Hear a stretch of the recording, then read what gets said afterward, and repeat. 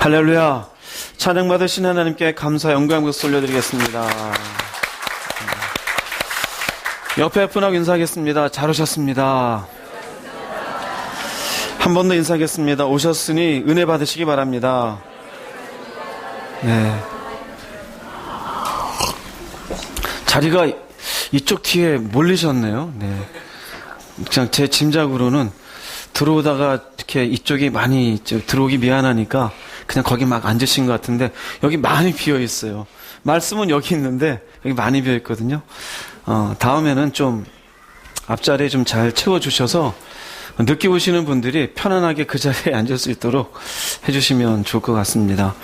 말씀 보겠습니다. 요한 1서 2장 15절 17절 함께 합독하겠습니다. 이 세상이나 세상에 있는 것들을 사랑하지 말라. 아버지의 사랑이 그 안에 있지 아니하니 이는 세상에 있는 모든 것이 육신의 정욕과 안목의 정욕과 이생의 자랑이니 다 아버지께로부터 온 것이 아니요 세상으로부터 온 것이라. 이 세상도 그 정욕도 지나가되 오직 하나님의 뜻을 행하는 자는 영원히 거하느니라. 아멘. 지난주에 이어서 정말 사랑을 아는 사람인가 두 번째 시간을 여러분과 함께 나누고자 합니다. 지난주 이 말씀의 핵심 포인트는 뭐라 그랬죠?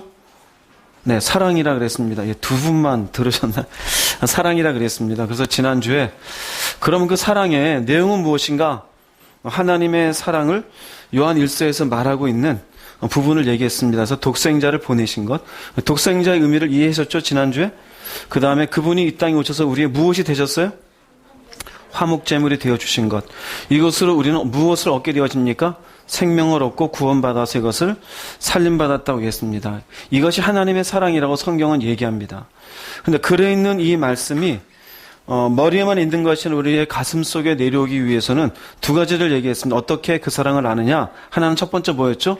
무엇을 발견할 때? 자신의 한계를 발견할 때. 내가 뭔가를 붙잡고 살다가 이게 아니었구나라는 것으로 탁 내려놨을 때. 그때 우리의 마음속에 그분이 찾아오시어서 힘을 주시고 용기를 주시고 사랑을 허락해 주십니다. 두 번째 뭐였죠?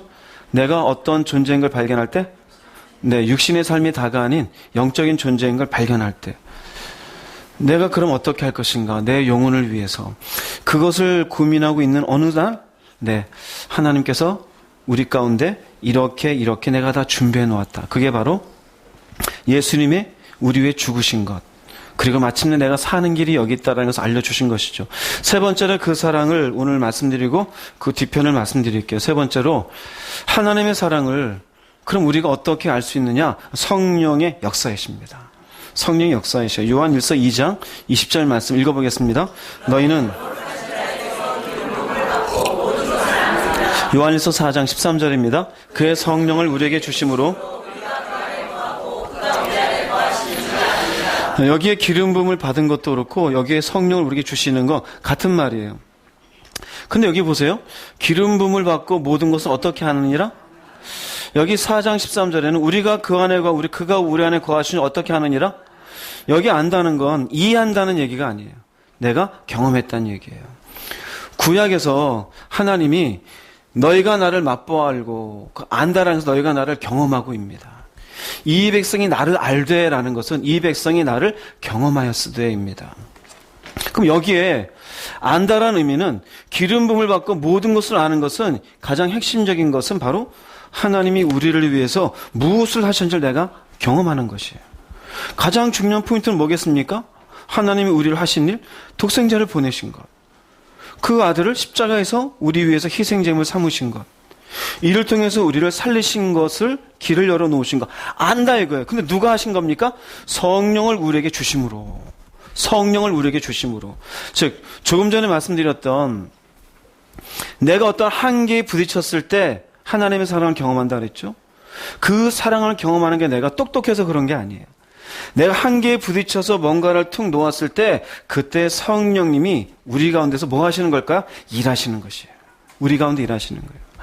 내가 육신의 삶이 다가 아닌 영적인 존재인 걸 깨닫고 그러면 어떻게 하면 될까요? 라고 할 때 그때 우리 속에 일하신 분이 누구이시라고요? 그때 바로 성령이셔요. 그때 경험이 되는 거예요. 그 경험되어지는 그 순간에 일하시는 분이 바로 성령이십니다. 우리는 편하게 그것을 성령의 역사라고 얘기합니다. 그래서 에베소서 2장 8절 같은 곳에 보면은 너희가 그 은혜로 인하여 구원을 받았나는 이것이 너에게서 난 것이 아니라 하나님의 무엇이다? 그 은혜로 인하여. 그 은혜는 바로 우리에게서 난 게 아니에요. 그 은혜는 바로 성령님이 일하시는 거예요. 그럼 어떤 분은 이렇게 생각해요. 그럼 다른 때는 일 안 하셨는가? 사실은 계속 일하셔요. 그런데 내가 일하는 게 맞다고 지금 말씀하시잖아요. 일하시는데 내가 듣지를 못하는 거예요. 똑같이 교회를 다녀도 제가 알겠습니다 이제. 괜찮아요. 하나님은 우리에게 똑같이 일하셔요. 교회를 나왔어도 어떤 분은 그 사람이 충만한데 나는 왜 이럴까? 그럼 이 사람한테는 성령 역사 안 하실까요? 사실은 하셔요. 근데 내가 아직 하나님이 하시는 일들에 대해서 귀를 기울이지 않고 마음을 열지 않고 내가 원하는 것을 향해서 가고 있는 거예요. 한계를 아직 모르는 거예요. 뭔가는 붙잡고 있는 거예요. 교회를 다녀도 여전히 영적인 삶의 소중함이 아니라 육적인 삶의 무게를 두고 갈 때 보세요 여러분들. 하나님이 하신 모든 것들이 창세기부터 계시록까지 쭉 무게를 뒀을 때 보이는 것에 무게를 두는 겁니까? 아니면 보이지 않는 것에 무게를 두는 겁니까? 보이지 않는 게 우리는 흔히 그것을 영적인 부분이라 얘기하잖아요. 땅의 일들에 무게를 두고 있습니까? 하늘의 것에 무게를 두고 있습니까? 그건 하늘의 것이에요. 우리가 믿는다라는 게 땅의 일들에 대한 믿음이 아니잖아요. 하늘의 거잖아요. 그러니 우리가 이 땅의 육신의 것들의 무게를 가지고 사는 거, 입는 거, 먹는 거, 마시는 것 주님도 얘기하잖아요. 그거 있어야 되는 줄 내가 안다. 근데 그의 나라를 구해라. 그러니까 그것 구하기 전에 관심을 하늘에 두고 내 영적인 것을 관심을 두기 이전엔 성령이 우리에게 뭐라고 해주어도 깨닫지를 못해요. 성령이 우리에게 역사하시기 전에 우리에게 하나님은 그래서 상황을 몰고 가시는 거예요. 한계에 부딪히도록. 물론 그것을 일반화시키는 건 아닙니다. 모든 삶의 어려움이 하나님이 하신 일이다. 이거 일반화시키면 굉장히 무서운 일이 생겨요. 예를 들자면 지금 집안에 문제가 생겼는데 그 집안의 문제를 놓고 너 때문에 그래. 이거 굉장히 무서운 거예요. 굉장히 무서운 거예요. 아니면 심지어 누군가가 사고를 당했어요. 근데 괜히 거기 가서 권사님이 기도 안 하니까 그렇지. 이건 무서운 말이에요.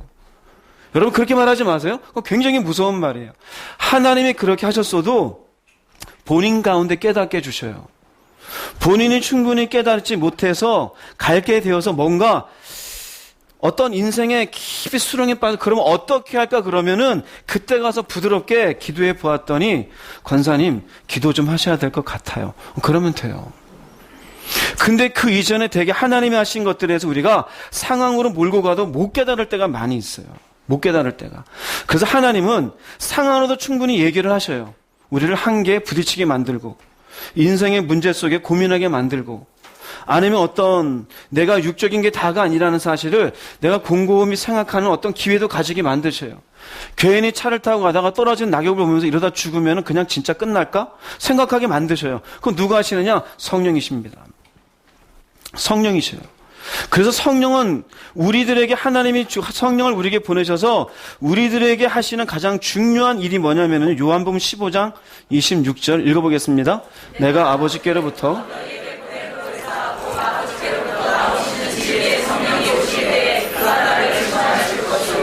요한복음 16장 13절입니다.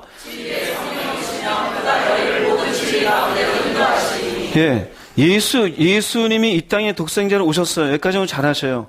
근데 우리가 잘 이해를 한다고 하면 잘 모르는 부분은 성령님은 그럼 주로 무슨 일을 하실까? 이 부분에 있어서 되게 어떤 생각을 하냐면은 돈 많이 벌게 하고 집안일을 해결하고 아픈 거 고치고 아니면 은사를 주고 뭐 환상을 보고 여기까지만 생각해요. 여러분 이것은 1차적인 목적이 아니에요. 되게 그런 걸 능력 그래요. 그건 2차, 3차적인 것이에요. 우리는 어디에 빠지면 왜 그런 걸 좋아하느냐? 그런 게 우리에게 뭔가 우쭐댈 수 있는 거리가 되고 내 삶에 실질적으로 뭔가 채워지는 일들이 되니까 그걸 바래요. 그러나 실질적으로 생각을 해보세요. 성령님도 삼위일체잖아요. 근데 그 삼위일체 한 분 되시는 예수님이 독생자로 인간의 모습으로 왔고 화목 제물이 됐고 그리고 인간을 살리기 위해서 갔어요. 그럼 이 삼위일체 되는 성령님이 오시는 가장 중요한 일이 우리 병 고치는 일일까요? 내가 하는 사업이 번창하게 하는 일일까요? 내가 교회 다니고 몇 번 봉사하고 수고했더니 내 자식이 잘 되게 하는 일이 성령님의 주 목적일까요? 그게 아니에요. 이분도 하나님이시잖아요. 그럼 하나님의 계획도 아시고 예수님이 왜 가는지 아셔요. 인간을 위해서. 그럼 성령님의 주 목적은 무엇이냐? 예수가 왜 하는지를 알려주시는 일이에요. 할렐루야. 그게 이 얘기합니다. 예수님을 증언하는 거예요. 어디로 인도하느냐? 진리 가운데로 인도해. 진리에 뭐가 있는데요? 진리에 다 쓰여 있어요. 그리고 예수님 얘기합니다. 내가 곧 길이요 무엇이다? 내가 곧 진리다.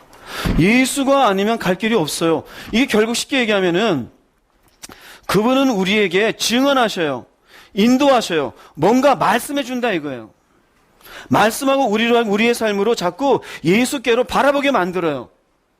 최소한 그래도 주일 11시가 되어서 교회 예배드리게 오신 여러분들은 내가 온 것 같지만 성령께서 여러분들 이렇게 인도해 주신 줄 믿으시길 바랍니다.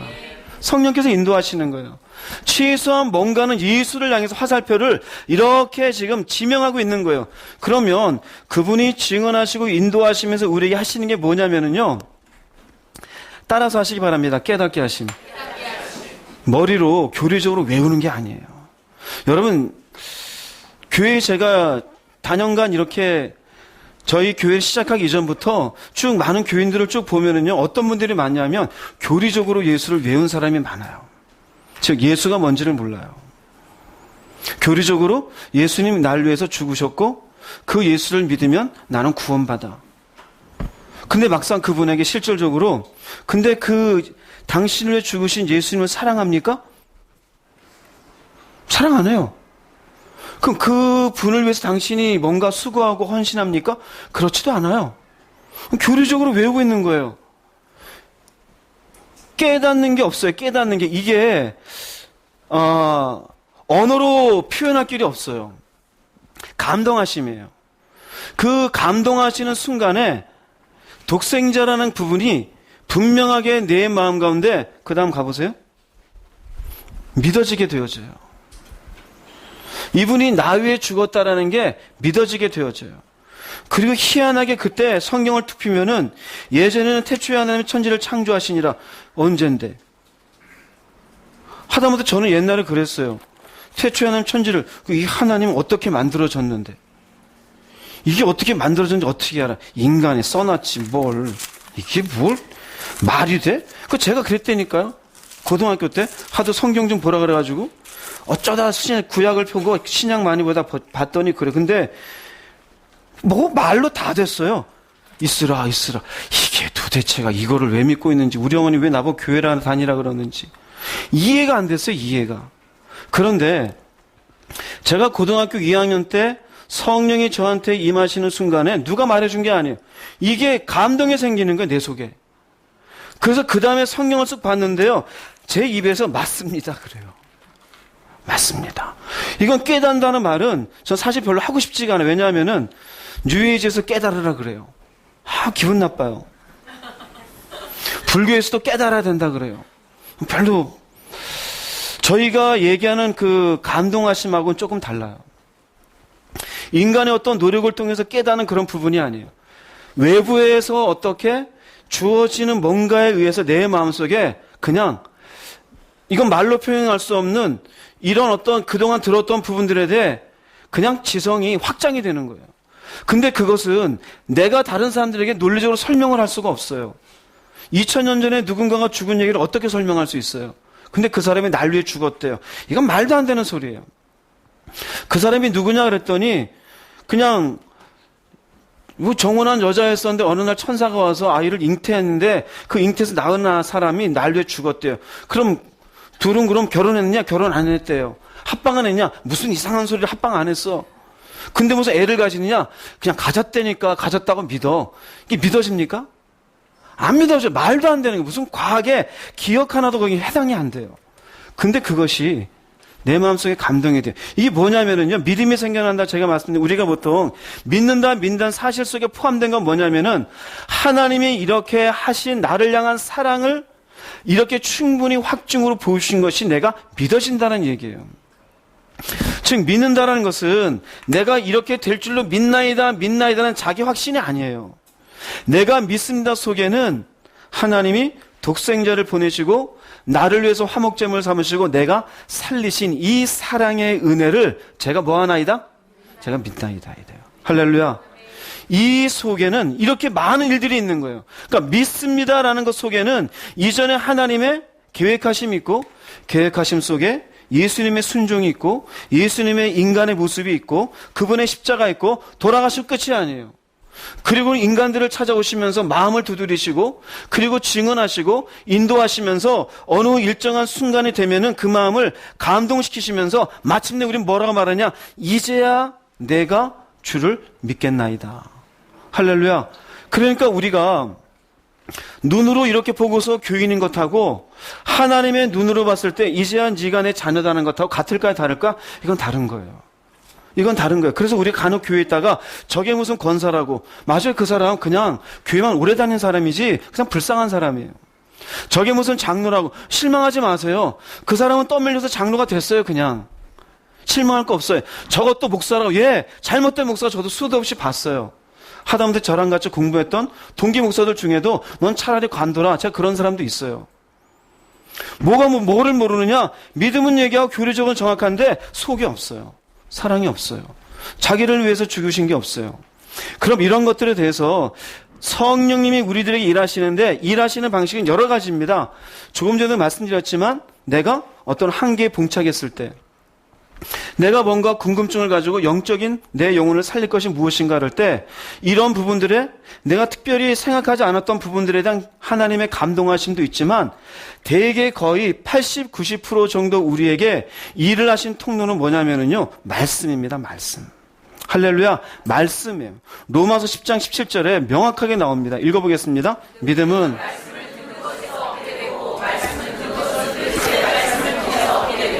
네, 믿음은 말씀을 듣는 것이에요.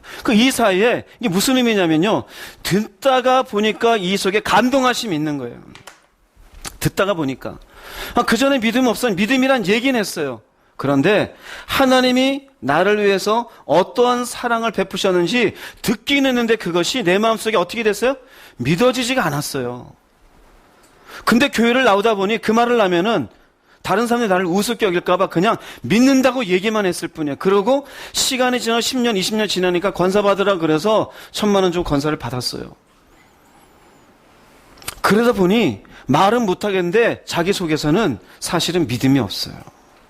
그럼 이런 사람들이 가질 수 있는 좋은 믿음은 뭐냐면은 내가 한 것만큼 준다는 기복적인 신앙이에요.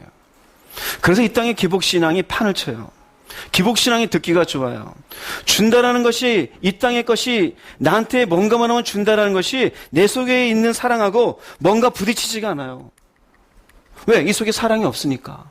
근데 이 속에 사랑이 있는 사람은 그건 아닌 게 보여줘요. 그래서 기복신앙의 얘기를 듣고 이 땅에 잘해준다. 그게 전부일까?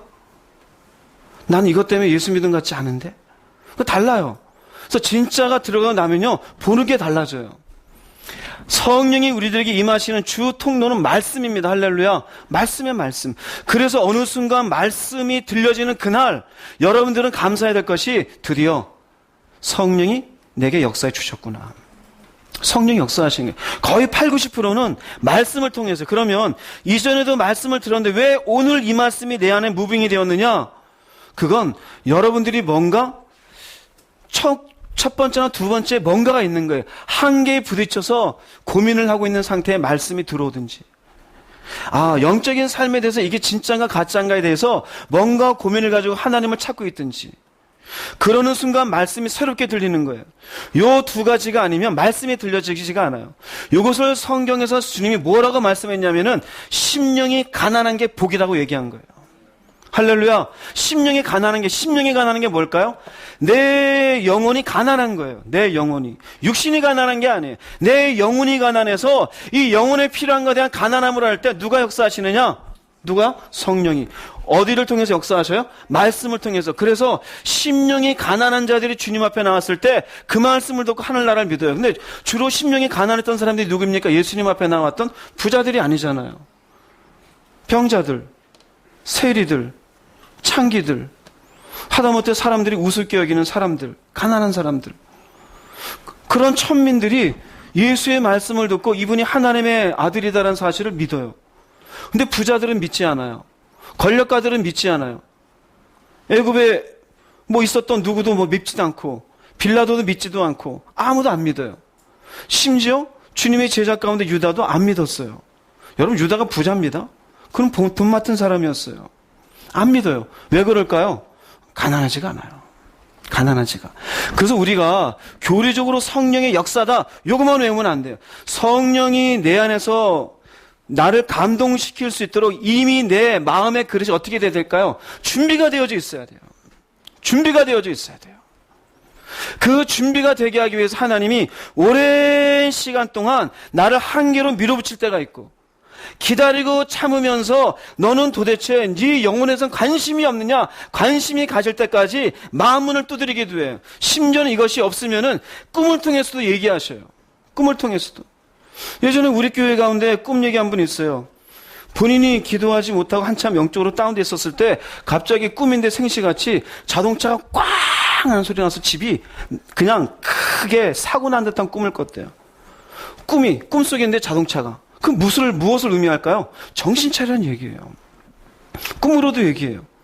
그럼 그런 순간에 어떻게 될까요? 제일 좋은 것은 하나님이 나를 부르시니 말씀을 듣자. 여러분들이 말씀을 듣는 게 기회예요. 요한복음 20장 31절 말씀 읽어보겠습니다. 조금 전에 31절 읽어보겠습니다. 오직 이것을 기록함은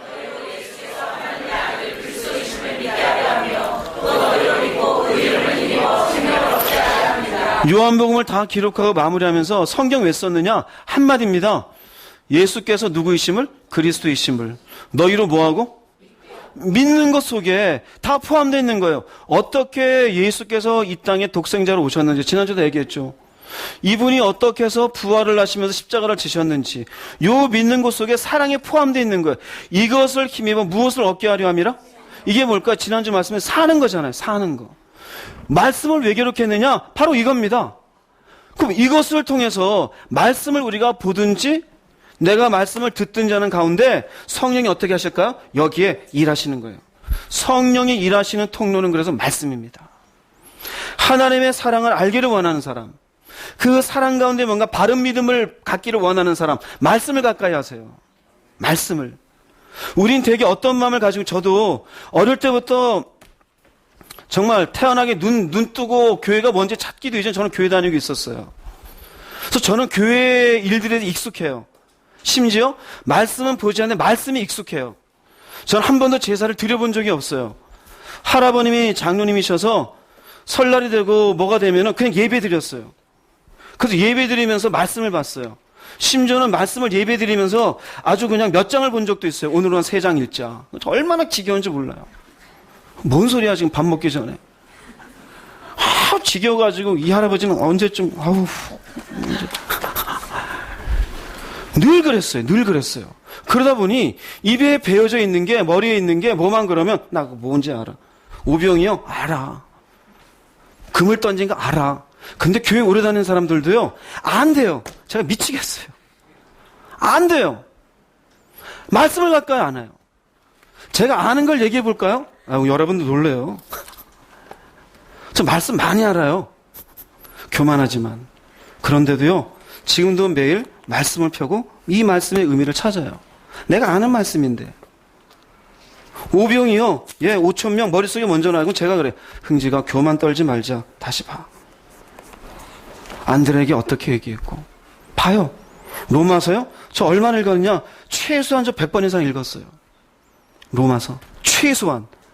근데 그 로마서 다시 펴요. 아는 척 하지 마. 그래.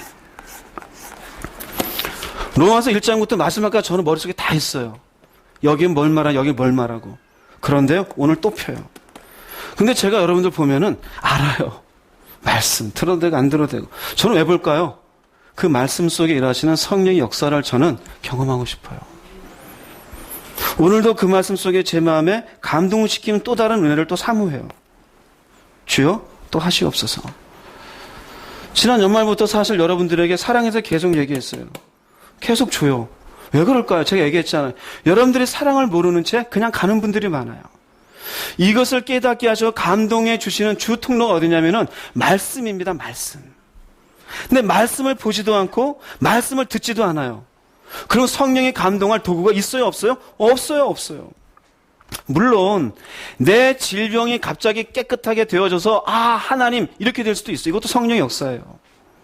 내게 인생에 막혀있던 문제가 갑자기 풀리면서 하나님이 하셨지, 이것도 하나님 일이에요. 그런데 인간이라는 게요, 그 하나님이 하셨어도 깨닫지 못할 때가 있고, 순간은 알아요, 하나님 하셨지. 근데 지속이 안 돼요. 1, 2주 지나고 나면 다시 식어진 마음으로 다시 살아가요. 막상 처음에 반짝했어요. 하나님 그래요.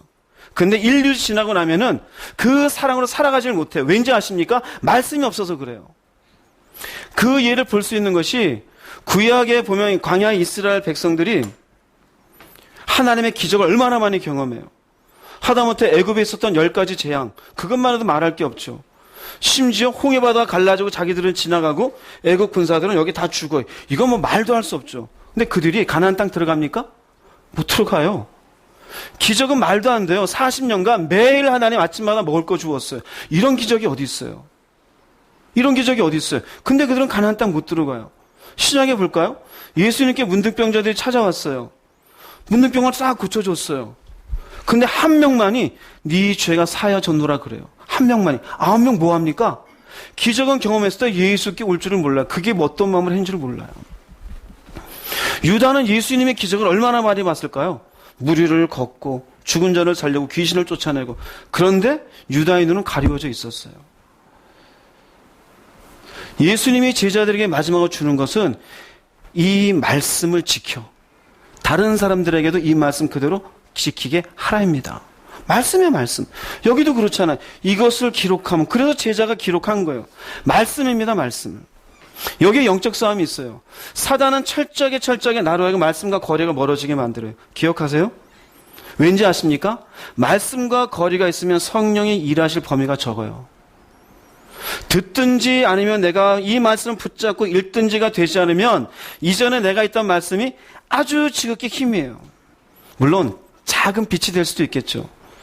제가 초등학교 때 자연 시간에 실험을 하면서 이렇게 1.5V짜리인가요? 그거 가지고 2개 조그만 전구를 탁 연결할 때 있어요. 그럼 불이 들어오면 그래요.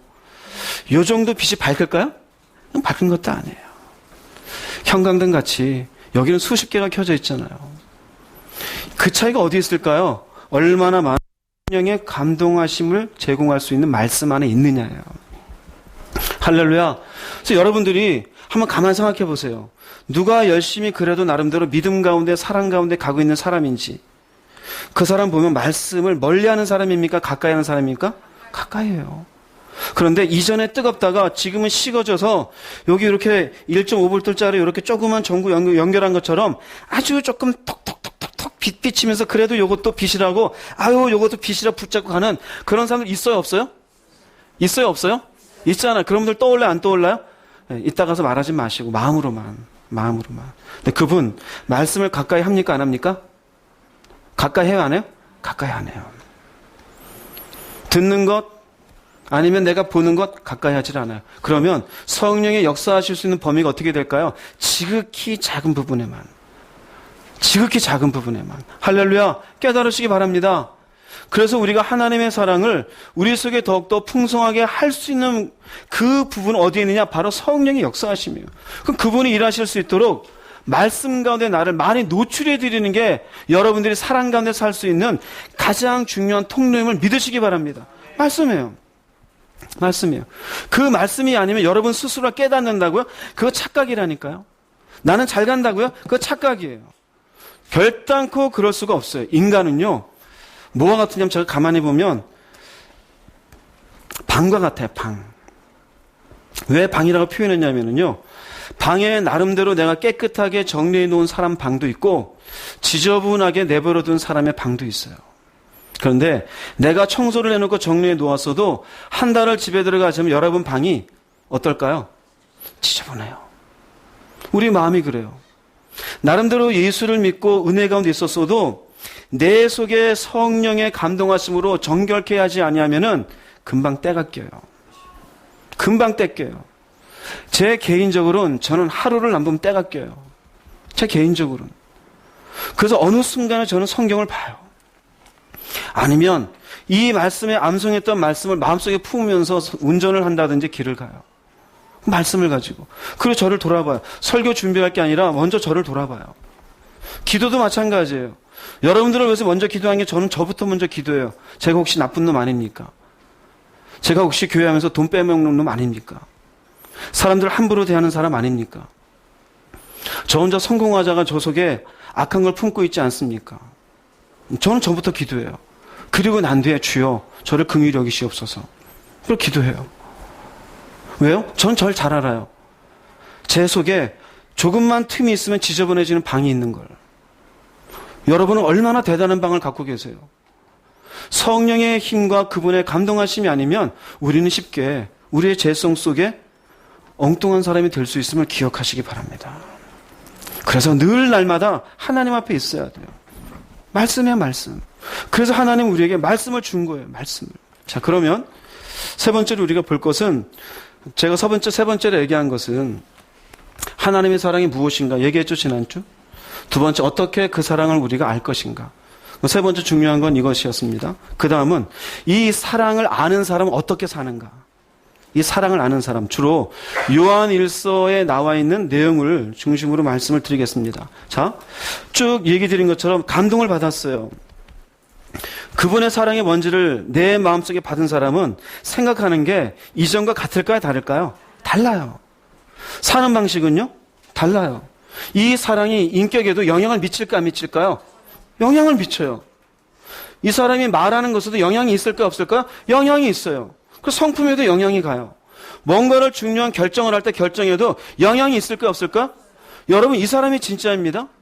여러분들이 예수를 얘기하면서 아무런 그 예수님이 나를 위해서 행한 일이 내 인격에, 내 성품에 내가 뭔가를 생각하고 결정한 것에 아무런 영향을 미치지 않고 내 마음대로 한다. 제가 분명히 얘기할게요. 스스로는 인정하고 인정하지 하든 안 하든 제가 볼 때는 가짜입니다. 여러분, 스스로 속은 사람이에요. 스스로 속은 사람이에요. 반드시 하나님의 사랑은 우리의 내면 속에서 에너지가 되어서 나를 바꾸게 되어져 있어요. 요한일서에 그와 같은 내용을 설명하고 있어요. 여러분들 왜 속았냐는 것은 예전에 저와 같아요. 교리적이에요.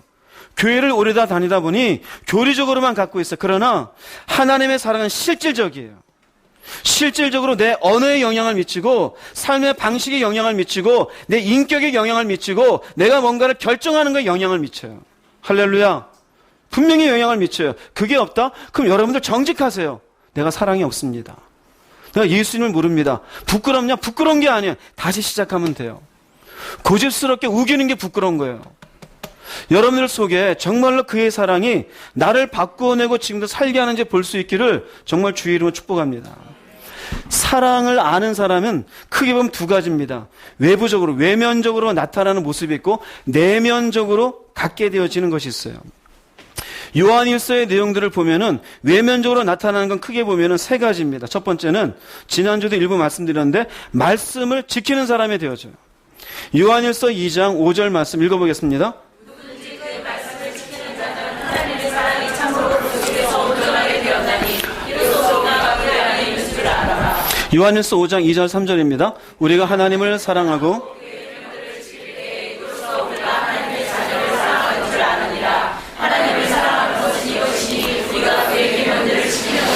네. 분명하죠. 말씀을 지키는 자는 하나님의 사랑이 참으로 그 속에서 온전하게 되었나니. 말씀과 관련되어 있어요. 첫 번째는 말씀. 그런데 우리가 하나님의 사랑을 깨닫기 전에는 말씀이라는 건 굉장히 힘이 들어요. 굉장히 힘이 들어요. 부끄럽지만 제가 예전에 고등학교 1학년 때 친구들하고 이렇게 그 반에서 있으면서 주변에 앞에 두 놈, 옆에 이렇게 같이 6명이서 뭐를 했냐면, 야, 우리 너무 욕을 많이 하지 않냐?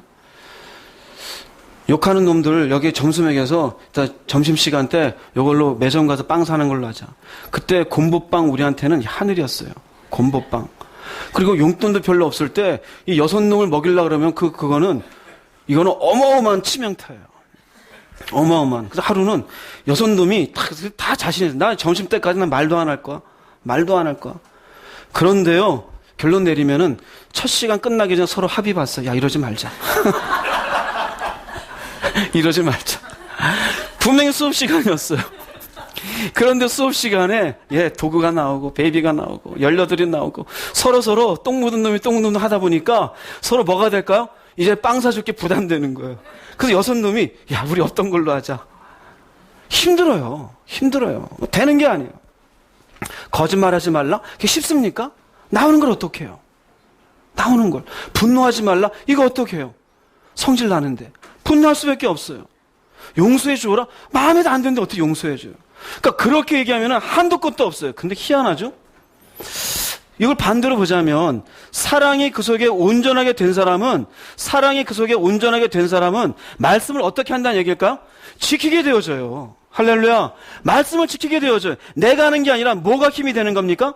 사랑입니다. 사랑. 할렐루야. 사랑이에요. 그래서 교회에서 말씀대로 사세요 그러면 목사니까 그렇지요. 그럼 그 사람 모르는 사람이에요. 어떤 이렇게 말씀 지키는 사람 보면 야 독하다 그래. 독해서 그럴까요? 아니요. 그 속에 뭐가 있는 겁니까? 사랑이 있어요. 그런데 여기 보세요. 여기도 똑같아요. 계명들을 지킬 때 이로써 우리가 하나님의 자녀를 사랑하는 줄 아느니라 그래요. 하나님의 자녀를 사랑하는 줄 아느니라. 근데 여기 보면 계명을 뭐라고 말하느냐? 그의 계명들은 무거운 거다 무거운 것이 아니다? 무거운 것이 아니에요. 무거운 것이 아니라는 것은 충분히 지킬 만하다 지킬 만하지 못하다? 그럼 나는 힘들어요. 어려워요. 왜 그럴까요? 뭐가 없어서 그래요? 사랑이 없어서 그래요. 이해되시겠습니까? 무슨 말인지? 그 첫 번째는 하나님의 사랑을 정말로 그 속에서 갖고 있는 사람은 말씀에서 얘기하면 하면 되잖아요. 하라는 것 하고 하지 말라는 거 안 하면 돼요. 쉬워요? 어려워요? 굉장히 쉬워요. 또 이렇게 얘기하면 이제 사랑이 없는 분은 니나 쉽지. 그런데 지금 이 말씀의 의미가 뭔지 아는 분들은 마음에 뭔가 평안이 있을 거예요. 목사님 말씀이 맞습니다. 이전에 어려운 것 같았는데 어렵지가 않습니다. 자, 그럼 반대로 조금 전인 것처럼 처음에 뜨거웠다가 어느 순간 점점 식어졌어요. 그럼 그 사람 다시 어떻게 될까요? 다시 말씀을 지키는 게 무거워져요. 다시 무거워져요. 이렇다니까요. 그래서 내가 어느 순간 하나님의 은혜 가운데 있었다고 선줄로 생각하지 마세요. 아, 옛날에 과거 얘기를 하지 마세요. 내가 옛날에 뭐를 냈고 어떻게 했고 그거 얘기하지 마세요. 지금 내 안에 사랑을 아는 자로 살아가고 있는가. 그것의 가장 중요한 첫 번째 요소는 말씀을 지키는 거고 그 말씀이 나한테 무거운 게 아니에요. 그러면 이 무거운 게 아니라는 의미는 내가 주를 사랑하는 것 이외에 다른 것이 내겐 더 소중한 게 없다라는 거예요. 할렐루야. 내겐 소중한 게 없어요. 이게 무거운 사람은 주를 사랑하는 마음으로 순종하는 것보다 나한테 소중한 게 더 있다라는 거예요. 자식이 될 수 있고 자존심이 될 수 있고 돈 버는 게 될 수 있고 나름대로 이 땅에서 뭔가 누리는 게 될 수도 있겠죠.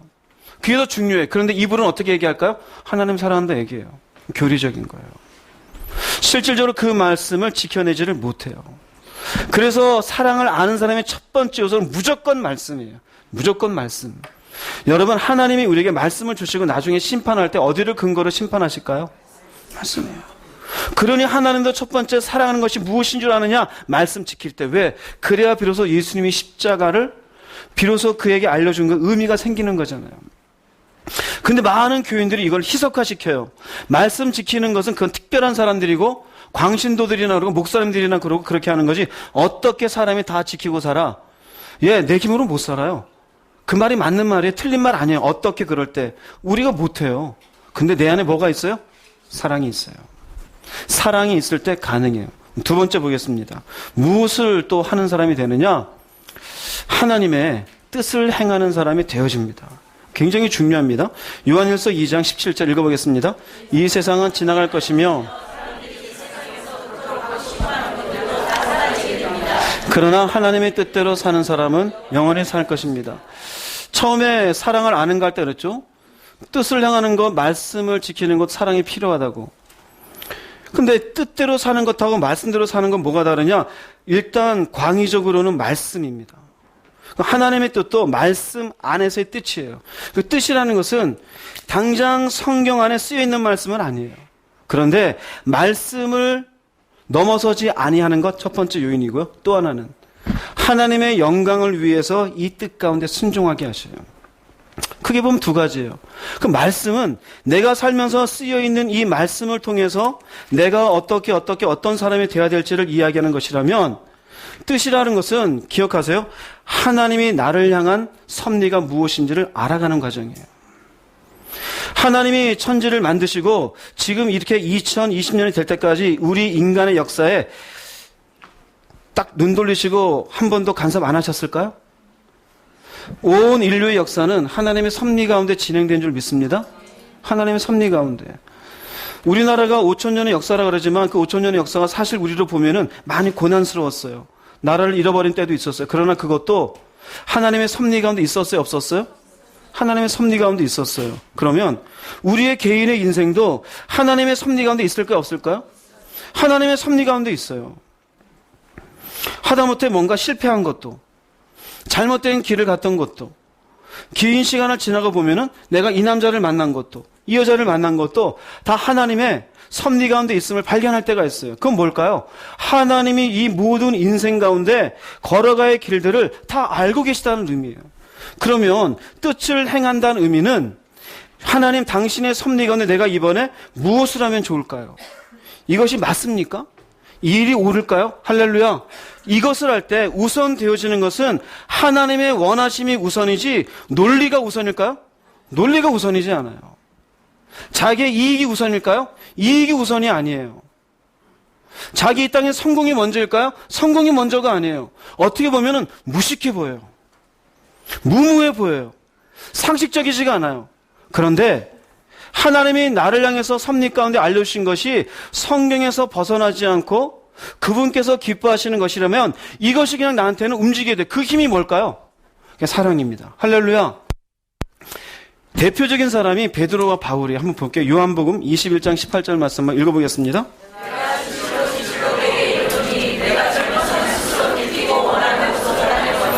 늙어서는 내 팔을 벌리리니. 네.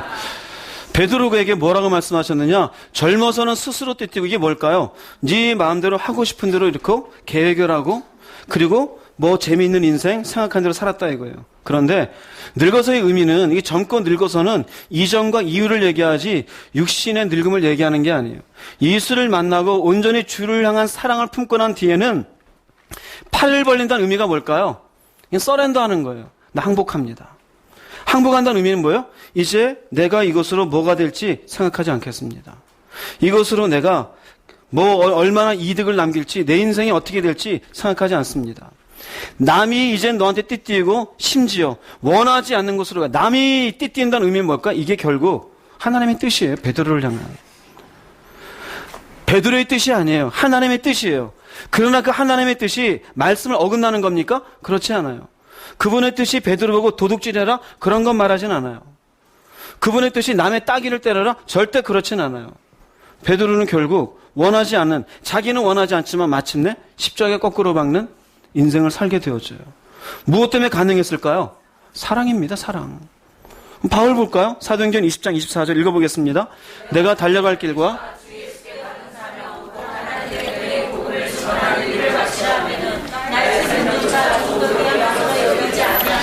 바울 복음 잘 전하고 있었어요. 근데 하나님이 주신 말씀이 넌 이방인의 사도가 되어라. 그리고 너는 로마에 가서도 증언하여 하리라. 복음 전하다가 에베소 지역 사람들을 만나서 내가 다시 예루살렘 가서 로마 갈 거라는 계획을 얘기하니 가지 마소서 그래요. 그랬더니 바울이 뭐라 그러느냐? 하나님의 은혜의 복음을 증언한 일. 이건 누가 준 겁니까? 그러니까 앞에 사명이라고 그러잖아요. 예수께 받은 사명. 하나님의 이게 뭘까요? 뜻이에요. 뜻이에요. 말씀에 있는 건 아니에요. 말씀에 어디 로마로 가라는 얘기가 있겠어요. 우리가 지금 읽는 거지만 당시 바울로선 그건 없는 거예요. 그러나 하나님이 얘기해요. 그런데 이것을 하는 데는 심지어 무엇을 귀하게 안 여겨요? 생명을. 그럼 바보잖아요. 베드로도 바보잖아요. 여기에 나오는 바울은 얼마나 공부를 많이 한 사람이에요. 기득권자가 될 수 있었어요. 편안한 인생을 살 수 있었어요. 그런데 하나님의 뜻이 로마에 가서 복음을 전하는 거니 나는 이 이방인들에게 복음 전하는 것, 이 일을 하겠다. 무엇이 힘이었을까요? 할렐루야. 무엇이 힘이었어요? 사랑입니다. 사랑입니다. 사랑입니다. 여러분 이 부분을 좀 중요하게 여겼으면 좋겠어요. 여러분, 저도 이 하나님의 뜻이 아니어서 여러분과 저하고는 아무 관계가 없어요. 아무 관계가. 제가 짧게만 말씀드리면은 저는 2번의 박사과정에 들어갈 수 있었고 3번의 다른 교회를 할 수가 있었어요. 2002년도에 강남교회에서 청년부를 맡고 있었을 때 서울신학대학교의 역사과정 박사과정을 제가 합격이 됐어요. 그랬는데 그때 당회장 되시는 김성환 목사님이 가지 말라 그랬어요. 그럼 제가 할 수 있는 방법은 그 교회를 어떻게 해야 될까요? 나와야 돼요. 제가 기도했어요. 기도하는데 청년들이 제가 맡은 지 1년 지나서 한참 이제 은혜 받고 있는데 그 청년들의 영혼이 보여요. 지금 있는 선진 집사나 여기 있는 성원 집사나 영희 집사나 이것들을 두고 어떻게 하나. 하나님이 이곳에 더 있으라는 뜻을 주셨어요. 제가 간뒀어요. 저를 합격시켰던 목사님이 그 교수님이 김성환 목사님께 편지까지 썼어요. 이 학생 필요합니다. 근데 그분이 모른 척했어요. 그분이 만든 저술서 책까지 보내줬어요. 책을 저한테 보내줘요. 보여줘요. 김성환 목사님이. 갈 거냐 안 갈 거냐. 안 가겠습니다.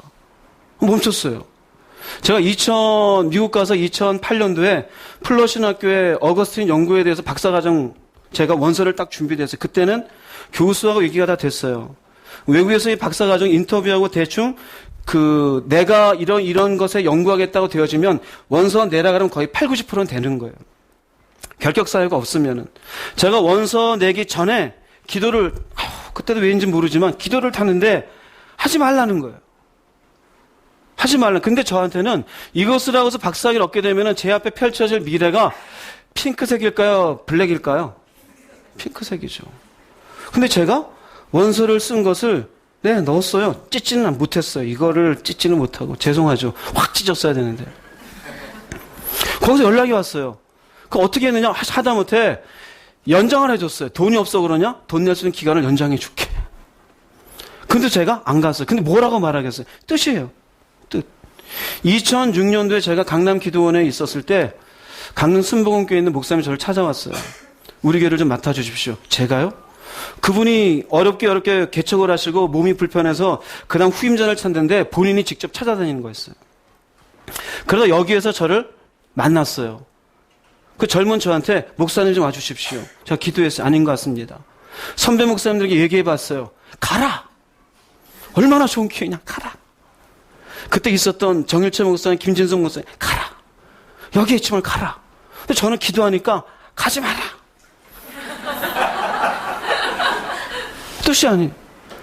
그때 그리고 그 목사님이 그래요. 한 번 그런 게 아니라 여기에 지금 교회를 새로 했는데 200평 규모래요. 그럼 그때 제 나이가 30대 이제 후반쯤이에요. 그럼 지금도 아직 100평도 안 되는데. 얼마나 커요? 가끔 기사를 봐요. 내가 갈 수도 있었는데. 그 목사님이 3번을 더 왔어요. 그 교회 운영위원회 분들을 데리고 오고 그곳에 있는 장로님, 권사님까지 찾아왔어요. 우리 목사님 이렇게 말하시는데 제발 좀 오십시오. 제가 아닙니다. 다른 분을 청빙하십시오. 왜요? 뭐가 아니니까요? 한 뜻이 아니니까. 그럼 저는 뭐 가진 거 있어요, 없어요? 집불도 없어요. 아무것도 없어요. 그냥 큰 교회 부목사로 있는 거지. 미국 갔을 때 텍사스에 있었어요. 콜프스 크리스라는 곳에 그곳에 있는 분들이 뭐 때문인지 모르지만 여기서 교회합시다 그랬어요. 여기서 교회하시면 모두 대략 이런 사람 할 겁니다. 그때 인원이 벌써 20명이 넘었어요. 거기 사람 별로 없는데요. 한인도. 근데 하겠대요. 제가 기도했어요. 주여. 지난번 얘기했던 너구리 나오는 그 바닷가에서 기도를 했어요. 오늘도 이놈이 지나갈래나. 하나님이 아니라는 거예요. 근데 저는 그지예요. 아무것도 없어요. 그들은 풍족해요. 사업하는 사람들. 미국에서 사업하고 잘 사는 사람 보면요. 부러워요. 나름대로 안정돼가지고. 저는요. 차도 없어요. 그리고 저는 핸드폰도 없었어요. 그때. 누가 연락하려면 딴 사람 연락해서 저한테 목사님 이렇대요 했어야 돼요. 돈도 없어요. 다음 달 돈 내기 바빠 죽겠고 이게 반값 내기 바쁜데 언제 돈이 어디 있어요. 근데 저보고 교회 하재요. 좋은 제안이 안 좋은 제안이에요? 좋은 제안이죠. 근데 기도하면은 하나님 뜻이 아니에요. 그리고는 도망이라 하나님이 보내셔서 캘리포니아로 왔어요. 그리고 산타클라리타라는 곳에서 이제 2010년도에 한국 올라 애들 보내고 저 혼자 딱 기도하고 있는데 그 분들이 그래요. 목사님 여기서 하세요.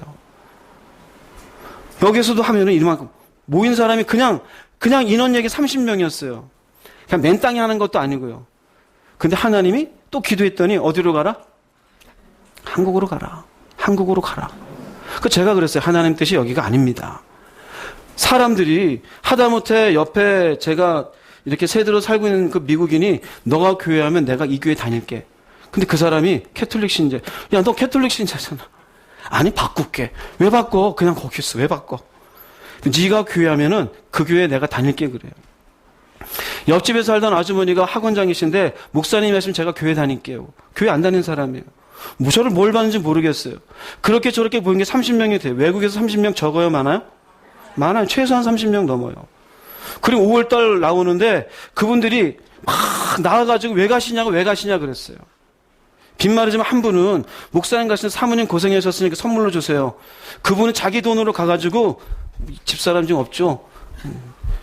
예, 다이아몬드 귀걸이 해줬어요. 다이아몬드 귀걸이. 하지도 않고 다닐 거예요. 본인은 난 감당이 안 될 거라 안 하니까. 제가 그랬어요. 이거 왜 나한테 해주냐. 해줄 건 없고 이거라도 해드리고 싶다고. 뭘 해줬는데 제가. 그래서 그분이 막 울면서 저한테 여기 계시지 왜 가십니까? 왜 가십니까? 그래요. 가면 어디에 계실 건데요? 어디에 교회할 건데요? 몰라요 아직. 저는 그냥 갈 거예요. 여러분 이게 제가 왜 갈 수 있었을까요? 하나님 뜻이에요. 제가 만약에 그런 뜻들에 순종하지 않았으면 어떤 인생을 살았을까요? 여러분들하고 저하고는 아무 관계도 없어요. 관계가 있어요 없어요? 아무 관계 없어요. 아니 지금 어디 학교 가서 강의를 하든지 어느 교회 가가지고 뭐를 하고 있었겠죠? 아니면 한국에 오지를 않든지. 그럼 여러분과 관계가 없어요. 그러면 제가 뜻 가운데 살았기에 여러분 앞에 지금 설교할 수 있는 거예요. 저는 왜 그렇게 했을까요? 가난한데도. 하나님 뜻이고 그게 내 속에 있는 사랑이 움직이니까요. 여전히 가난하고 아무것도 없어요. 그런데 하나님이 이렇게 하라 그러니까 저는 거기에 움직일 수 있는 힘은 오직 하나밖에 없어요. 예, 날 위해 죽으신 주님이 원하시면 할게요. 다른 건 아무것도 없어요. 전 미래를 본 거 아무것도 없어요. 하다못해 한국에 왔을 때 강남교회 김성환 목사님 연락이 왔어요. 너 왔지? 예. 지금 뭐 하냐? 지금 집에 있습니다. 그때는 저희 주일 되면 애들 2명 집사람 한처럼 넷이서 예배 드리고 있었어요. 5월 달에 2010년. 또 뭐 하냐? 집에서 예배 드립니다. 너 당장 보따리 싸갖고 올라와라. 예? 너 뭐해 그래? 저 개척할 건데 어디다가 모르겠는데요. 누구랑 모르겠는데요. 돈은 있냐? 없는데요. 너 미쳤구나. 빨리 와 그래요. 그게 5월 달이에요. 그 제가 안 가니까 밑에 교무부장이라고 있어. 전화가 왔어요. 목사님 재촉이 많아요. 빨리 오세요. 왜 하세요? 그래. 나 안 가. 나 개척할 거야. 어디다가요? 몰라. 돈은 있어요? 없어. 누구랑요? 몰라. 왜 그러세요? 좀 정신없는 소리 하지 마시고 좀 오세요. 왜요? 당장 가면 제가 돈 얘기하면 죄송하지만 제가 미국 가기 전에도 거기서 페이를 그러니까 사례비를 250, 300 받았어요. 적어요? 많아? 그게 벌써 10년, 13년 전 얘기예요. 13년 전. 그러면 그건 저한테 얼마나 큰 유혹이겠습니까? 3년 내내 남편 노릇도 못하고 애비 노릇도 못하다가 그러고 와가지고 거기서 오라는 소리가 저한테 얼마나 단컴하게 들리겠어요. 그런데 기도하면 너 그냥 여기서 예배 드려. 여기 예배 드려. 그게 뭘까요? 뜻입니다. 근데 제가 교회를 보면은 뜻을 행하려고 하는 사람이 없어요. 그럼 뜻을 행하려면 중요한 게 뭐겠습니까? 구해야 돼요. 뭔가를 움직이기 전에 구해야 돼요. 맞습니까? 틀립니까? 그럼 거기에는 계산을 해요, 안 해요? 계산을 하는 게 아니에요. 미래를 보는 게 아니에요. 뭐만 보면 될까요? 하나님 당신이 기뻐하시는 겁니까? 예, 그럼 움직이겠습니까? 망한다고요? 망하면 좀 내가 망합니까? 당신이 망하지. 그래서 뜻을 행하는 사람은 무모하게 보여요. 상식적이지가 않아요. 합리적이지가 않아요.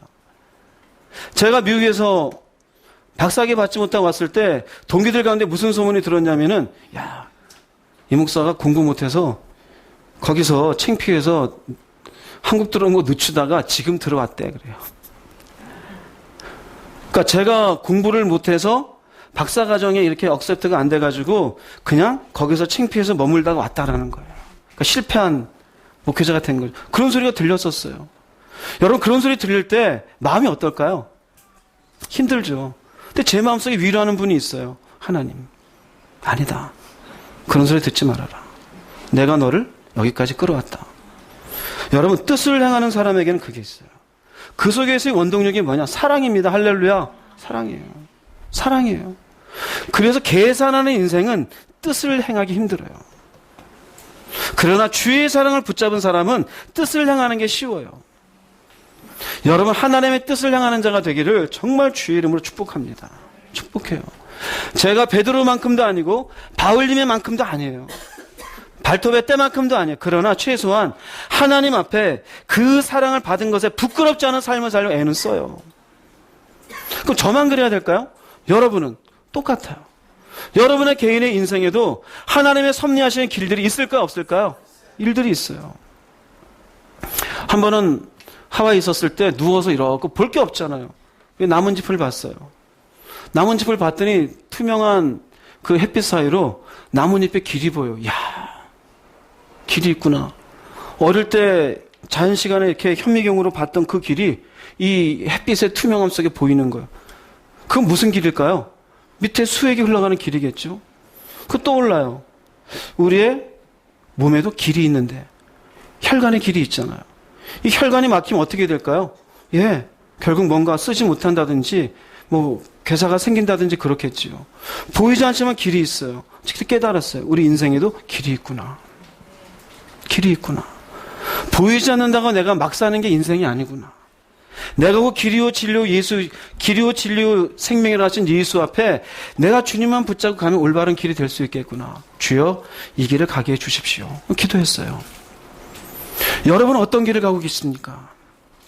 생각나는 대로, 계획하는 대로, 상식적인 길, 합리적인 길? 아니요. 우리가 성경 보면 합리적인 길을 간 사도가 어디 있으며 선지자가 어디 있습니까? 아브라함, 이삭, 야곱, 하다못해 다윗, 하다못해 이스라엘 백성들, 예수님, 그 제자들 다 보세요. 이성적인 길입니까? 계산적인 길입니까? 아니요, 다 바보 같아요. 무모해 보여요. 그런데 그 길을 가요. 근데 결국 그 길 끝에 뭐라고 얘기하는 겁니까? 이게 인생이다고 얘기하는 거예요. 그 인생길을 갈 수 있는 힘이 어디 있느냐? 사랑입니다. 할렐루야, 사랑이에요. 그럼 문제는 어디 있느냐? 사랑이 없는 게 문제인 거예요. 또 하나는 그 길을 구하지 않는 게 문제인 거예요. 여러분의 똑똑한 머리를 주의 사랑 앞에 내려놓을 수 있기를 바랍니다. 여러분의 구하지 않는 그 게으름을 이겨낼 수 있기를 바랍니다. 이에 대해서 무슨 말인지 우리 각자 다 달라요. 여기에서 어떤 사람 누가 나올지 누가 알겠습니까? 1년 뒤에, 2년 뒤에, 10년 뒤에. 그러나 그 뒤의 일들을 계획하고 계시는 분은 내가 아니에요. 하나님이시란 말이에요. 그 하나님의 섭리의 길을 오늘 내일 하루하루 뭔가를 발견하고 가자고 하는 것이 바로 뜻을 발견하고 그 뜻을 행하는 사람이에요. 그럴 때 비로소 하나님이 내게 원하셨던 그 길을 걸어갈 수가 있습니다. 그래서 사랑이 있는 사람은 말씀 가운데 살아갈 뿐만 아니라 뜻 가운데 살아가는 사람이 되어집니다. 여러분이 그렇게 되기를 주의 이름으로 축복합니다. 세 번째로 하나님의 사랑을 품고 사는 사람은 형제를 사랑하는 사람이라고 얘기합니다. 요한일서 4장 7절 8절 말씀 읽어보겠습니다. 사랑하는 친구들이여, 왜냐하면 사랑은 하나님으로부터 오기 때문입니다. 사랑하는 사람은 하나님의 자녀가 될 것이며 또 하나님을 알아갈 수 있습니다. 하나님은 사랑이시기에 사랑을 모르는 사람은 하나님을 알 수 있다. 명확합니다. 여러분들 잘 생각하세요. 사랑해야 된대요. 왜냐하면 사랑은 어디서부터 오기 때문입니까? 여기 왜냐하면이 있어요. 이 의미는 이 사랑을 안다라면 뭘 해야 됩니까? 사랑해야 돼요. 즉 하나님의 사랑을 품은 사람은 당연히 그 사랑에 의해서 사랑을 해야 돼요. 그래서 사랑하는 사람은 비로소 이렇게 하나님의 자녀가 되고 하나님을 안다고 우리가 증명할 수 있다고요. 그러면 서로 사랑하지 않는 사람은 하나님을 안다고 말할 수 있다 없다? 말할 수 없어요. 하나님은 사랑이시기에 사랑할 줄 모르는 사람은 그래서 결론입니다. 하나님을 알지 못하는 자인 거예요. 우리 흔한 말로 사랑해야 된다 그래. 그게 그냥 될까요? 안 돼요. 그냥 안 돼요. 사랑이 없다. 그 사람 속에 사랑이 없으니까 사랑이 없는 거예요. 실망하지 말아요. 이 교회는 사랑이 없다. 그럼 이 교회 사람들이 사랑이 없는 거예요. 잘못된 사람이 저는 있는지 모르지만 90%가 없는 거예요. 착각하지 말아요. 그럼 내 속에 나부터 보세요. 나부터. 할렐루야. 나부터 보세요. 나는 이 사랑이 있는가 이거예요. 이 사랑이 있는가. 사랑이라는 것에 대해서 좀 너무 우리는 추상적이에요. 너무 교리적이고 제가 좀 더 축약을 해드릴게요. 사랑의 대상은 이웃입니다. 이웃이라는 의미는 내가 아니에요. 죄성에서 나오는 사랑은 이기심이에요. 이기, 내 이익을 찾아요. 그래서 이기심 속에 나오는 자기를 사랑하고 이웃을 사랑하지 않는 자기 속에 하나님의 사랑이 없는 사람 항상 관점이 어디 있느냐? 내 불편함. 야, 밥 줘. 내가 말하는데 왜 안 들어? 이게 전부 뭘까요? 나야, 나 중심이에요. 이 사람은 그 속에 하나님의 사랑이 없어요. 그런데 하나님의 사랑이 있으면 관심은 이웃입니다. 여기 이웃이라는 것은 나 외에 관심이 가요. 나 외면은 가장 먼저는 어딜까요? 아내에게, 남편에게, 이해되세요? 자녀에게, 내가 살고 있는 삶의 현장 속에, 직원에게, 아니면 아파트에 가면은 아파트에 만나게 되는 그 경비 아저씨한테, 내가 오늘 마트에서 만난 그 캐시어하는 그 아주머니한테, 그게 먼저 내가 아니라 대상이 그 이웃이란 얘기예요. 이해되세요? 무슨 말인지? 그 이웃에 대한 사랑의 정서는 따라하십시오. 긍휼이에요. 불쌍히 여기는 거예요. 불쌍히 여기는데 어이구 불쌍히가 아니에요. 인간의 연약함을 인정하는 거예요. 인간이니까 실수할 수 있으며 또한 아직 예수를 알지 못하는 것에 대한 불쌍한 마음, 저 하늘에 대한 소망이 없는 것에 대한 불쌍한 마음, 하다못해 이 땅을 사느라고 수고하고 있는 것에 대한 불쌍한 마음, 긍휼한 마음이에요. 하나님이 우리를 바라보는 마음이 불쌍한 마음이에요. 그게 사랑이에요. 사랑의 내용은 뭐냐면 이거보다 많겠지만요, 몇 가지만 빼면은 제일 중요한 게 참는 겁니다. 참는 거예요. 이웃이 나한테 실수했어요. 아내가, 남편이. 내가 뭔가 손해를 봤어요. 참는 거예요. 그리고 또 하나는 기다리는 거예요. 기다리는 거예요. 내가 이렇게 바뀌어진 것처럼 저 사람도 언젠간 때가 오겠지. 기다려주는 거예요. 세 번째는 용서해주는 거예요. 용서해주는 거예요. 실수했어요. 그럴 수 있지. 실수했어요. 언젠간 좋아지겠지. 그 다음에는 네 번째는 내어주는 겁니다. 내어준다는 의미는 뭔가 저 사람의 필요한 부분들을 볼펜을 주든지 양말을 주든지 아니면 내가 시간을 주든지 아니면 커피를 내주든지 뭔가를 내어주는 것이에요. 이게 사랑의 내용입니다. 여기에 나온 것처럼 왜냐하면 그랬잖아요. 사랑은 하나님께로부터 온다고. 하나님을 볼까요? 하나님의 사랑의 대상은 본인이 아니에요. 누구입니까? 우리 인간이에요. 그분이 우리를 바라보는 눈길은 불쌍히 여기시는 마음이에요. 우리 모두를 불쌍히 여겨요. 사랑의 내용은 지난주에 얘기했죠. 우리가 한계를 발견했을 때 그리고는 두 팔 벌리고 있을 때 그때 주님을 만나면서 오랫동안 나를 기다리고 계셨던 것, 나를 참으신 것, 나를 용서해 주신 것, 그리고 내어주면 그분은 자신의 독생자를 내어주셨고 우리를 위해서 자신의 모든 것들을 희생해 주셨어요. 그때로는 우리의 필요한 것들에 대해서 공급을 해 주셔요. 문제를 해결해 주셔요. 사랑의 내용이에요. 그러므로 우리도 다른 사람들에 대해서 어떤 마음을 가져야 되느냐? 이 마음을 가지고 있는 사람이 사랑하는 사람이에요. 그냥 막연하게 사랑이 있다 없다가 아니에요. 이러기 위해서 남을 탓하지 마시고 여러분 스스로 먼저 하시기 바랍니다. 이건 남 탓할 게 없어요. 남 탓할 게. 우리 스스로가 내가 먼저 나 중심의 마음을 갖고 있었으면 바꿔야 돼요. 이게 안 바뀌어지면 내 속에 뭐가 없다? 내 속에 사랑이 없는 거예요. 아내를 보고 자녀를 보고 아니면 주변을 보는데 나한테 조금 손해를 끼쳤다고 해서 화만 나고 도대체 참지를 못한다? 불쌍히 여기는 게 없는 거예요. 그 나는 당신을 위해서 30년, 40년간 옆에서 숨죽이고 살았을 수도 있어요. 아침부터 저녁까지 뭐를 먹여줄까라면서 아침, 점심, 저녁을 준비했을 수도 있는 거예요. 근데 불쌍히 안 여겨요? 하다못해 같이 신앙생활을 여기 있는 사람들도 불쌍하잖아요. 어떻게든 살아보겠다고. 믿음도 부족하고 은혜도 부족하지만 그래도 예배드리러 왔잖아요. 제 눈엔 불쌍해 보여요. 제 속에 품은 이 사랑이 같이 좀 나눠줬으면 좋겠어요. 근데 제가 줄 수 있는 게 아니잖아요. 제가 주님을 경배하는 마음처럼 같이 막 그런 깊이 있는 경배를 했으면 좋겠어요. 똑같지가 않잖아요. 우승집사가 같이 찬양할 때 가끔 눈물을 흘려요. 이상한 게 아니에요. 그 가사 속에 나오는 하나님을 향한 마음이 나오니까 눈물이 나요. 같이 나누고 싶지만 그게 나눠지냐고요? 아니잖아요. 그 불쌍한 마음이 드는 거예요. 이걸 알았으면 좋겠는데. 이런 것들이 저 속에도 있으면 얼마나 좋을까. 왜 이런 마음이 들까요? 이게 사랑이에요.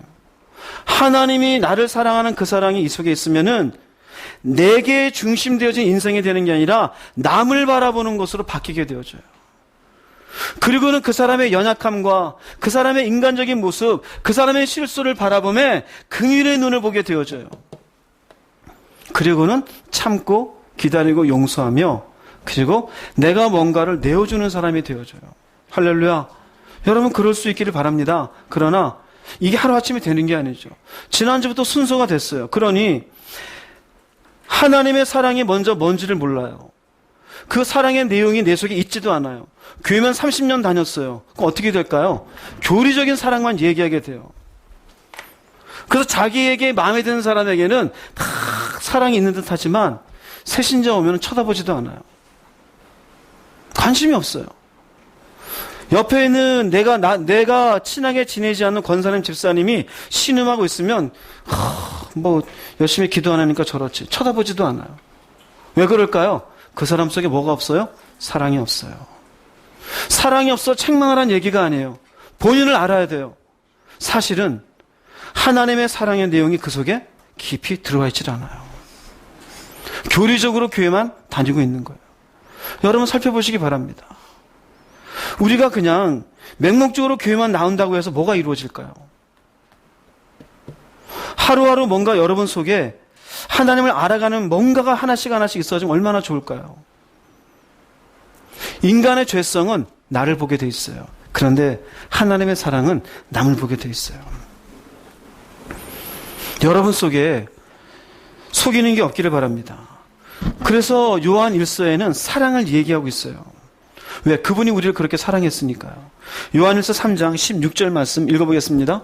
그리스도께서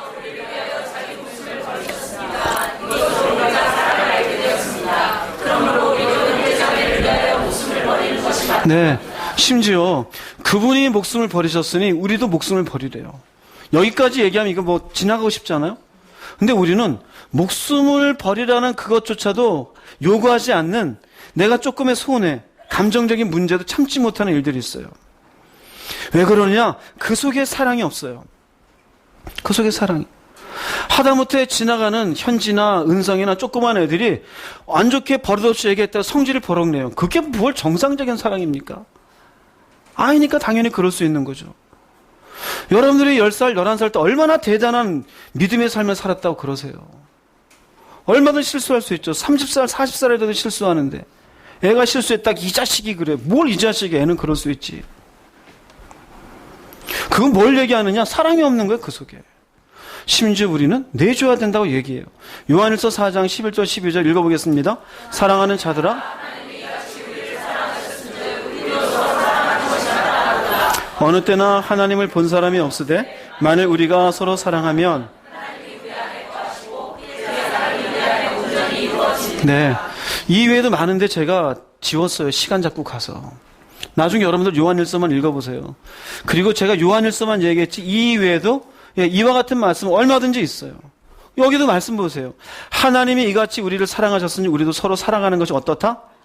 그러면 이것이 마땅하다고 해서 아멘 할 수 있는 사람은 하나님이 이같이 우리를 사랑하신 것이 아멘 돼야 돼요. 이게 전제가 돼야 돼요. 교리적으로 머릿속에 이해하는 것으로 그치지 마세요. 정말 하나님이 나를 이렇게 사랑하신 그 사랑이 머릿속에 이해된 것이 아니라 내 가슴 속에 정말로 하나님 당신이 본체를 버리시고 나를 위해 이 땅에 오셔서 화목제물 되신 그 은혜가 무엇인지 그 은혜의 양을 따져보세요. 깊이를 생각해 보시고 그 넓이를 생각해 보시고 그에 합당한 사랑을 품고 나는 살아가는 사람인지를 보십시오. 그러고 나면은 사람 보는 눈이 달라져요. 집사님을 바라보고 권사님 바라보는 눈이 달라져요. 내 자존심이 상해지고 나한테 심한 말을 한다고 할지라도 그것 때문에 기분 나빠지지가 않아져요. 왜요? 불쌍하니까. 아직 뭐를 모르는 그냥 연약한 인간일 뿐이잖아요. 별로요. 저는 수많은 소리 들었어요. 이단이라는 얘기도 들었어요. 조금 전에 말씀드린 것처럼 공부 못해서 도망다니는 피신자처럼도 들었어요. 근데 저를 그것이 무너지게 하진 않아요. 왜요? 제 속에 사랑이 있으니까요. 여러분이 진짜 하나님의 사랑을 마음속에 품을 수 있기를 바랍니다. 오늘 말씀드린 사랑을 아는 사람, 이거 아는 사람의 얘기예요. 이것을 또 여러분들이 교리적으로 받아들이지 마세요. 이것을 모르는 사람한테 넌 사랑이 없잖아. 그 사람 없는 건 맞아요. 그 사람 없는 건 맞아요. 뭐라 그러지 마. 권사한테 사랑이 없잖아. 그 사람 사랑이 없는 거예요. 집사님 사랑이 없잖아. 사랑이 없는 거 맞아요. 누구부터 보라고요? 나부터 봐요. 각자가 나를 돌아보고 내가 먼저 다른 사람들에게 관심을 가지며 긍휼의 마음을 가지고 그래서 이 사랑으로 품는 사람들이 하나둘 늘어가면 비로소 이곳에 하나님의 사랑이 풍성할 줄 믿습니다. 교리적인 사랑이 뭔지 알아요? 자, 우리는 사랑해야 됩니다. 오늘부터 여러분들 서로 사랑하십시오. 교회 안에서 나쁜 말 하지 마세요. 서로 양보하세요. 여러분 이게 교리예요. 그걸 지정한다고 해서 여러분들이 그렇게 바뀌느냐? 그렇지 않아요. 그건 이 안에서만 억지로 할 뿐이에요. 중요한 건 나가서 돼요. 여러분 속에 이 사랑이 교리가 아닌 하나님의 사랑이 여러분 속에서 살아가게 하는 힘이 되어주고 에너지가 되어져. 정말로 하나님의 말씀을 지키는 것이 어렵지 않고 그분의 뜻을 구하고 순종하는 것이 힘들지 않고 마침내 이웃을 바라보는 눈에 하나님의 사랑의 눈으로 볼 수만 있다라면은 그냥 그럼 되는 거예요. 그게 신앙의 성공이에요. 모두가 그렇게 되기를 바랍니다. 내면적인 것도 두 가지가 있는데 이건 다음에 또 하겠습니다. 오늘 여기까지 하겠습니다. 다 같이 기도하겠습니다. 말씀을 생각하시면서 이건 읽었던 거니까 다음에 할게요. 결론은 기도하겠습니다. 사랑이라는 것, 내 안에 사랑이 있는 것 생각해 보세요. 사랑하면 이렇게 되는구나. 이거는 2차적인 거예요. 먼저 내 안에 지난주 말씀드린 하나님의 사랑, 그 사랑이 내 안에 있는지 보세요. 없으면 가난한 마음을 가지세요. 주여, 나를 불쌍히 여겨 주시옵소서. 교회는 수십 년 다녔는데 입만 살았습니다. 나도 말씀이 지켜지는 것이 쉬워지게 하시고 뜻을 구하는 것이 기뻐지게 하시고 이웃을 사랑한다라는 것이 억지가 아닌 긍휼의 눈으로 기쁘게 행해지는 내가 되게 해주시옵소서. 당신의 독생자를 보내신 그 십자가의 은혜가 내 안에 뜨겁게 타오르기 바랍니다. 나 대신 죽으신 그 죽음의 의미가 무엇인지 제 가슴에 깨달아지기 바랍니다. 나를 살리셨다는 것이 육적인 것이 아니라 영적인 것인데 왜 나는 이렇게도 육적인 것에 묶여 사는지 모르겠습니다. 주님 저를 용서해 주십시오. 이런 마음으로 주님 앞에 한 4분 정도 기도하겠습니다. 주님 한번 부르시고 통성으로 기도하겠습니다. 주여